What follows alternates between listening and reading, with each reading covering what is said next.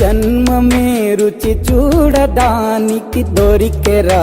Hi friends, welcome to Parvathi blogs. ఈరోజు మనం అల్లం పులుసు చేసుకుందాము. మన తాత ముత్తాతల నుంచి చేసుకుంటున్నది, ఆరోగ్యానికి చాలా మంచిది. ఇది చేయాల్సిన విధానాన్ని మీకు చెప్తాను. అందరూ తమ పిల్లలకి తమ కుటుంబానికి చేసి పెట్టుకోండి. కఫము ఏదున్నా ఆయుర్వేద మెడిసిన్లా పనిచేస్తుంది. ఇప్పుడు క్లైమేట్ ఒకటి మారింది. ఈ సీజన్లో దగ్గు జలుబు అన్నిటికీ ఇది బాగా పనిచేస్తుంది. దీనికి కావలసిన పదార్థాలు: అల్లం 200 గ్రాములు, చింతపండు 50 గ్రాములు, బెల్లం 50 గ్రాములు, పచ్చి పసుపు ఉంటే వేసుకోండి, పచ్చి పసుపు లేకపోతే పసుపు కొమ్మైనా వేసుకోండి. పచ్చి పసుపు 10 గ్రాములు, జీలకర్ర 2 టేబుల్ స్పూన్లు, ధనియాలు 4 టేబుల్ స్పూన్లు, వాము అర టేబుల్ స్పూను, కరివేపాకు, తాలింపులో వేసుకోవడానికి కొన్ని పచ్చిమిర్చి, ఉల్లిపాయలు, 1-2 పెద్ద ఉల్లిపాయలు కూడా కోసుకొని ఉంచుకోవాలి. ఇవన్నీ కలిపి మిక్సీ పట్టుకోవాలి. ఇప్పుడు ఇందులో మనం ముందుగా తరుముకొని పెట్టుకున్న అల్లం, మళ్ళీ చెప్తున్నాను, పచ్చి పసుపు లేకపోతే మామూలు పసుపు కొమ్మన్నా వేసుకోండి. పసుపు కొమ్ములు లేకపోతే ఆడించి ఉంచుకున్న పసుపు అయినా వేసుకోండి. జీలకర్ర,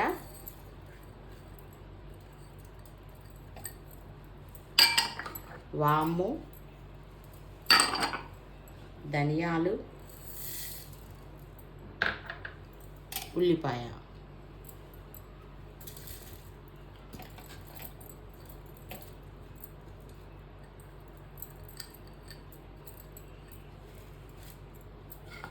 వేసుకొని ఇందులో కొంచెం వాటర్ వేసుకొని మిక్సీ పట్టుకోవాలి.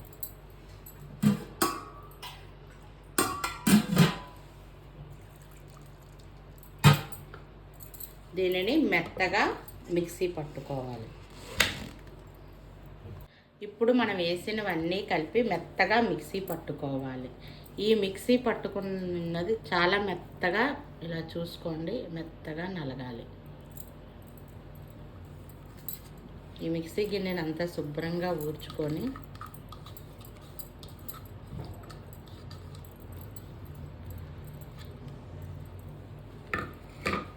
రెడీగా ఉంచుకోవాలి.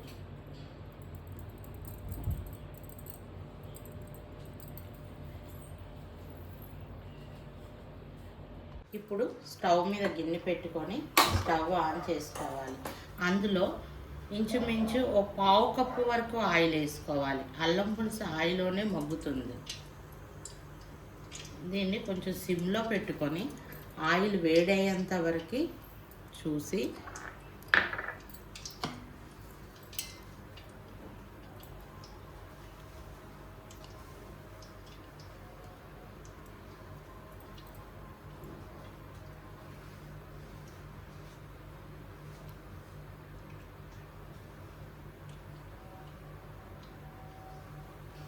ఆయిల్ కొంచెం మరుగుతున్నప్పుడు పచ్చిమిర్చి 4 వేసుకోవాలి. తర్వాత కరివేపాకు వేసుకోవాలి. ఈ 2 కొంచెం వేగాలి.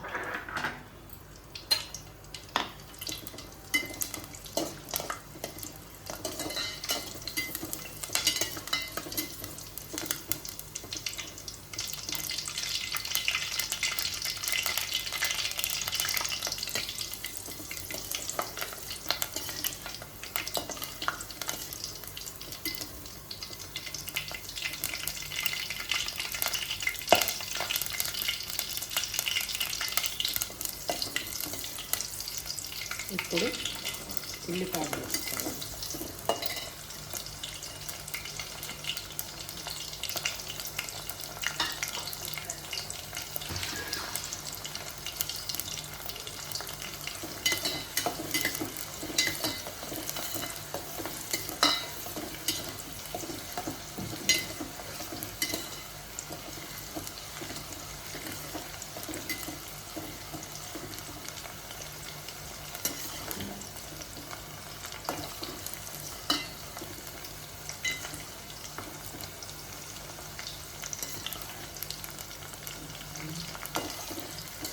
లైట్గా ఉల్లిపాయ వేగిన తర్వాత మనం ముందుగా మిక్సీ పట్టుకున్న మిశ్రమాన్ని మొత్తం ఇందులో వేసుకోవాలి.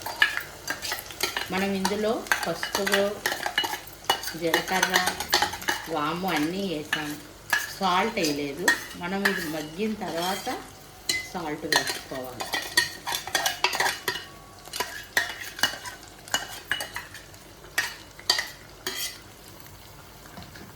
వేసి ఇది సిమ్లో వేయాలి.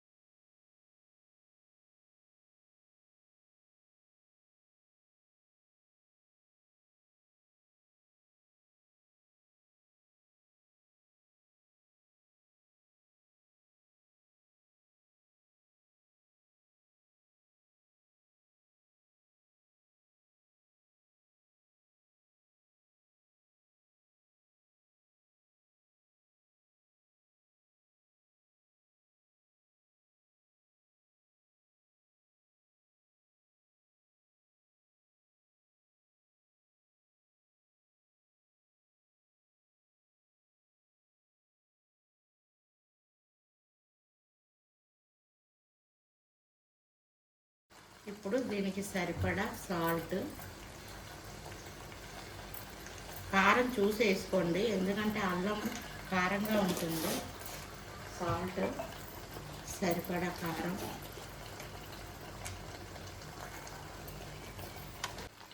సరిపడా కారం వేసుకోవాలి. ఉప్పు కారాలు ఎవరికి ఎన్ని కావాలో ఎంత తింటారో అంత వేసుకోండి.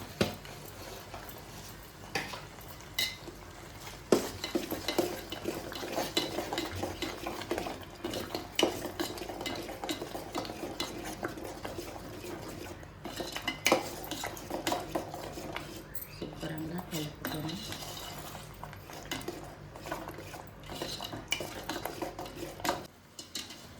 చూడండి, ఇలా లైట్గా ఆయిల్ పక్క నుంచి డివైడ్ అవుతుంది. ఇలా ఆయిల్ డివైడ్ అయినప్పుడు మనం నానబెట్టుకొని ఉంచుకున్న చింతపండు గుజ్జు తీసుకొని ఆ రసాన్ని ఇందులో వేసుకోవాలి.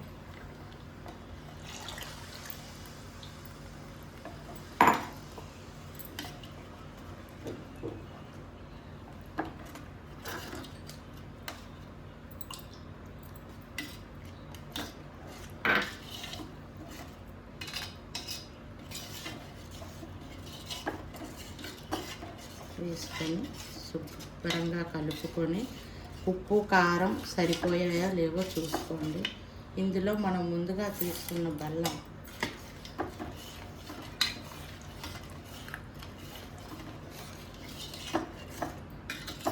కొంచెం సమయం తీసుకుంటుంది, కానీ ఆరోగ్యానికి చాలా మంచిది.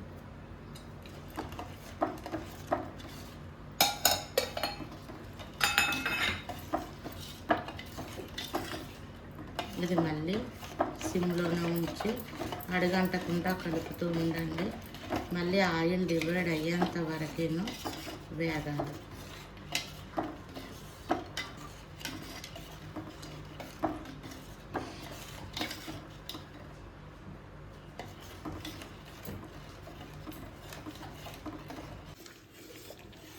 ఇందులో ఇంగ్రీడియంట్స్ అన్నీ వేసేసుకున్నామండి. ఇందులో ఇప్పుడు ఆయిల్ పక్క నుంచి డివైడింగ్ అవుతుంది చూసుకోండి.